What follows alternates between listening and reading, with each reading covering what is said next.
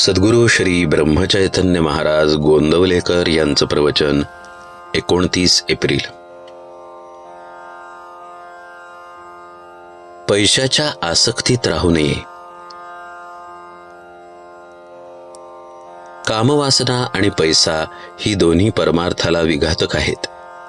पण मला जर कुणी विचारले की त्यातल्या त्यात जास्त घातक कोणते ते सांगा, तर मी सांगेन की पैसा हा त्यातल्या त्यात परमार्थाला जास्त हानिकारक आहे.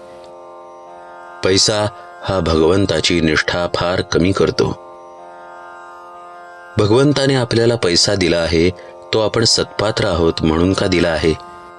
यासाठी भिकाऱ्याला पैसा देताना उगीच वाद घालू नये. तसे करणे म्हणजे काही न करण्याची बुद्धी होय. एखादा त्यागी मनुष्य सर्व देईल पण स्व देणार नाही.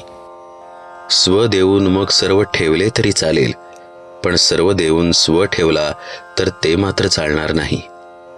म्हणजेच मी देतो ही भावना राहिली तर सर्वच देणे वाया जाते. मुख्य म्हणजे त्यातली वासना गेली पाहिजे, तर खरे सुख लागते. देह हा पाया धरून त्यावर इमारत बांधू लागलो तर इमारत पक्की कशी होणार? मी माझा देह म्हणतो, पण ताप येणे न येणे, इजा होणे न होणे हे आपल्या हातात आहे का? मी माझे रक्षण करीन असे म्हणतो, पण वाटेत ठेच लागून पडल्यावर लोकांनी मला घरी आणावे लागते. म्हणजे जीवित किती परस्वाधीन आहे. देहाने कितीही कार्य केले तरी ते कळसाला नाही पोहोचणार. अभिमानाने केलेले कार्य कसे कळसाला पोहोचणार? एक भगवद इच्छेने कार्य केले तरच ते शेवटाला जाते.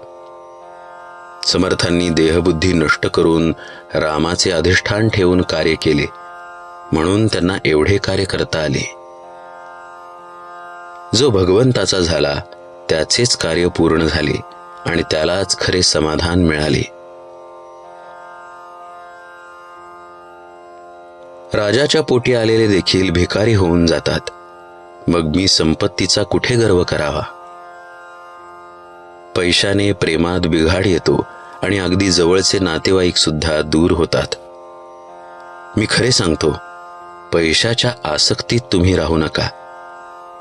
ही आसक्ती नाहीशी करण्याचा सोपा उपाय म्हणजे संत समागम हाच होय.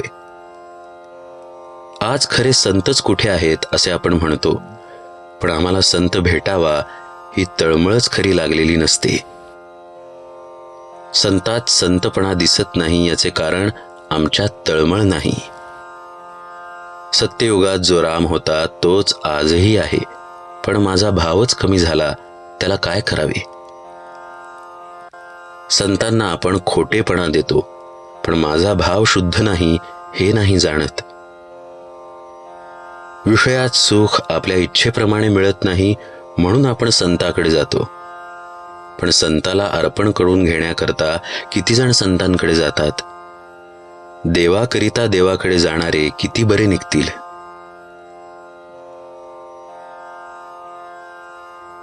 मनाने नेहमी मी रामाचा आहे ही भावना ठेवावी.